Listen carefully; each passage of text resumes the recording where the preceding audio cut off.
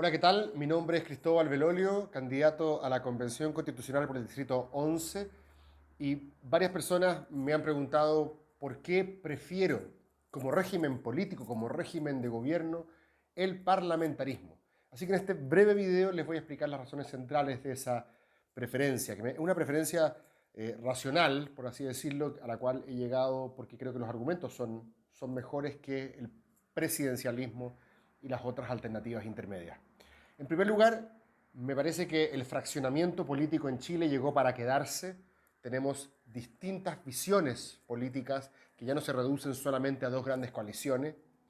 Y en el futuro es cada vez más probable que los presidentes, que en primera vuelta pueden sacar un porcentaje menor a 50%, no tengan mayoría parlamentaria. Por lo tanto, sean presidentes débiles. El problema del presidencialismo actual no es que sea excesivamente autoritario, el problema es que es inefectivo, que es elegido para gobernar con una agenda, pero no puede hacerla porque generalmente se enfrenta a una oposición mayoritaria en el Congreso, o más de una, incluso dentro de la propia coalición de gobierno. Cuando el presidente es débil, su propia gente termina votando con la oposición, como hemos visto en Chile. Entonces, por lo tanto, la primera gran razón es que si queremos gobiernos de mayoría que gobiernen en forma efectiva, la manera matemática, por así decirlo, de asegurarlo, es que el Congreso, en este caso un parlamento electo por todos y todas nosotros, vea cuál es la mayoría a partir de las distintas coaliciones que se formen y le encomiende a esa mayoría formar gobierno. En segundo lugar, me parece que el parlamentarismo navega mejor las crisis políticas.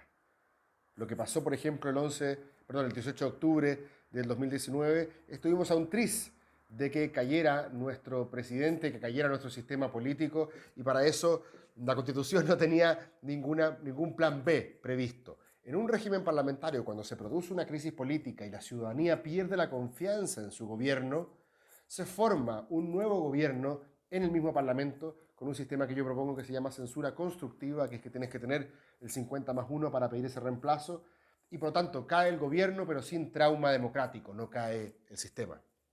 En tercer lugar, me parece que es importante que nuestros ministros tengan validación democrática. Hoy día nos enteramos de quiénes van a ser los 20 ministros de cada presidente o presidenta, casi siempre desde Caburga en los últimos 16 años en febrero, y pueden ser amigos o amigas del presidente, no sabemos exactamente bien quiénes son.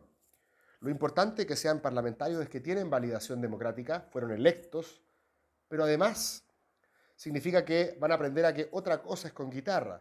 No van a ser quizás igual de dispendiosos con la billetera fiscal si es que realmente de ellos depende la conducción de una determinada cartera. En cuarto lugar, creo que fortalece los partidos. Yo sé que esto hoy día decirlo es prácticamente contracultural.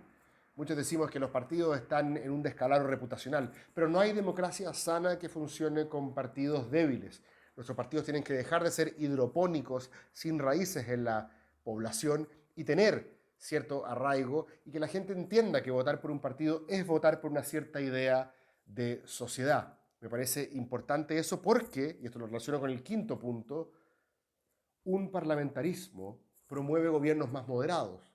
Hoy día hay muchos en Chile, en el mundo que, por lo menos de centro liberal al cual yo pertenezco, que no les gustaría que ganara, no sé, Pamela Giles o José Antonio Cast.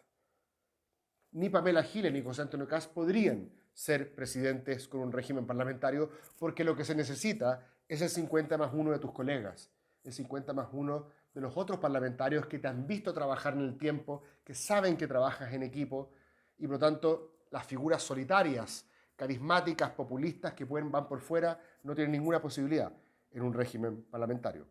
Y finalmente, no es cierto, como se ha dicho muchas veces, de que el parlamentarismo sea necesariamente, como decía antes, más irresponsable con las finanzas públicas. De hecho, lo que la literatura comparada demuestra hasta el momento es que no solo los parlamentarismos pueden ser también fiscalmente responsables, sino que además están correlacionados con mejor desempeño económico de sus países.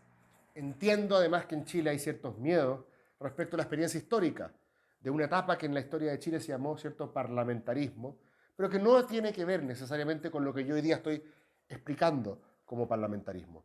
Así que creo que ese es un argumento que podríamos dejar al lado. Entiendo también que mucha gente percibe que los chilenos necesitan elegir directamente al presidente y no indirectamente a través del Parlamento, ¿cierto? Necesitamos esa figura de papá o mamá que esté arriba actuando como jefe de Estado. Por eso muchos han propuesto semipresidencialismo. El problema del semipresidencialismo es que las personas que vamos a elegir para que sean jefes de Estado no se van a resistir sencillamente a preocuparse de las relaciones internacionales y la defensa nacional. Probablemente también van a querer gobernar y se va a producir el problema que se produce en todos los semiparlamentarismos, que es una contienda de competencias permanente entre el jefe de Estado y el jefe de gobierno, que es la persona a cual le encargas que conduzca tu gobierno. Entonces quizás el híbrido en este caso, como punto medio razonable que aparece, no es mejor que la alternativa parlamentarismo con todas las de la ley. Y si quieres saber más de esto, podemos conversar en mis redes sociales. Estoy dispuesto obviamente a ser persuadido, de esto se trata, pero quería transmitirte en esta breve cápsula que hay razones de peso para considerar seriamente la alternativa parlamentarista para Chile. Gracias.